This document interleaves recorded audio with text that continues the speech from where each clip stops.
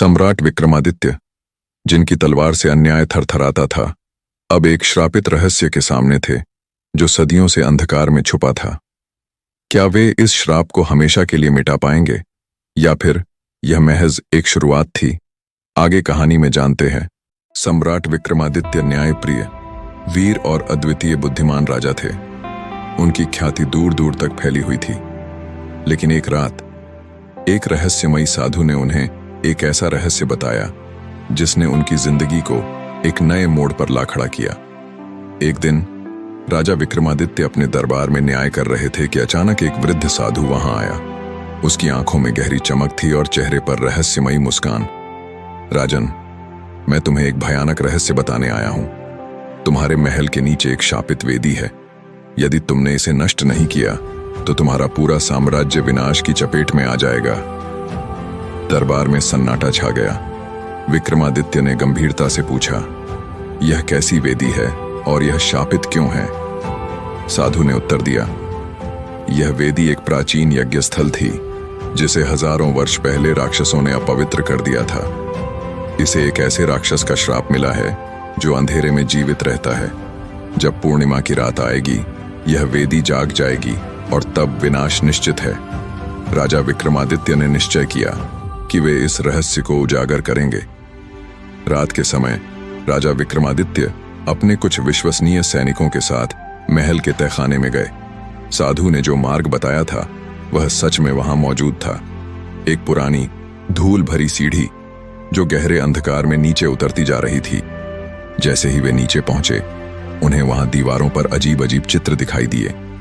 उनमें एक वेदी बनी थी जिसके चारों ओर राक्षसों की आकृतियां थीं। तभी अचानक एक चीख सुनाई दी। सबने मुड़कर देखा। राजा के एक सैनिक की आंखें फटी की फटी रह गईं।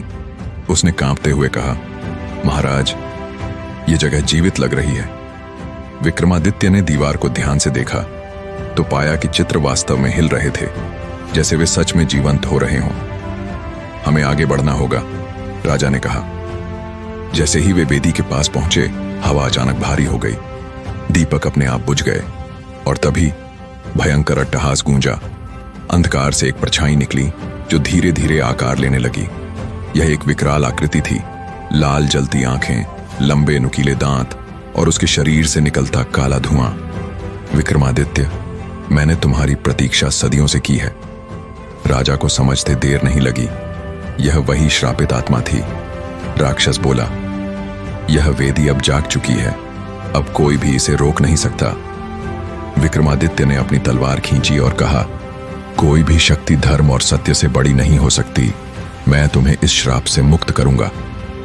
जैसे ही राजा ने तलवार से वार किया वह आकृति गायब हो गई। पीछे से ठहाका गूंजा, राजन, तुम मुझसे नहीं लड़ सकते। मैं कोई साधारण राक्षस नहीं बल्कि एक छलावा हूं। मैं जहां चाहूं वहां जा सकता हूं, लेकिन तुम मुझे देख नहीं सकते। तभी विक्रमादित्य को साधु की बात याद आई। राक्षस अंधेरे में जीवित रहता है। उन्हें उपाय मिल गया।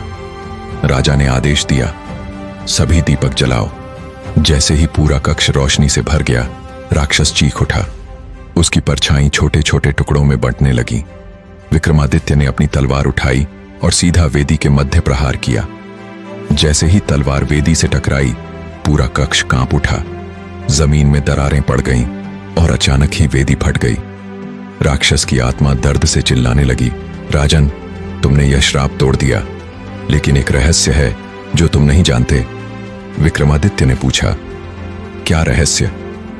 राक्षस ने हंसते हुए कहा, तुमने तो वेदी को नष्ट कर दिया, लेकिन इस श्राप की जड़ें अब भी जीवित हैं। जब अगली पूर्णिमा आएगी यह फिर जागेगा। इतना कहते ही राक्षस भस्म हो गया। राजा विक्रमादित्य ने साधु को बुलाया और पूछा, अब क्या किया जाए? साधु मुस्कुराए और बोले, राजन, तुमने आधा कार्य पूरा कर लिया है, लेकिन यह श्राप तब तक जीवित रहेगा जब तक इसकी जड़ नहीं मिटाई जाती। और वह जड़ कहां है? साधु ने धीरे से कहा, तुम्हारे अपने महल के अंदर। विक्रमादित्य चौंक गए। मतलब यह श्राप अब भी जीवित है?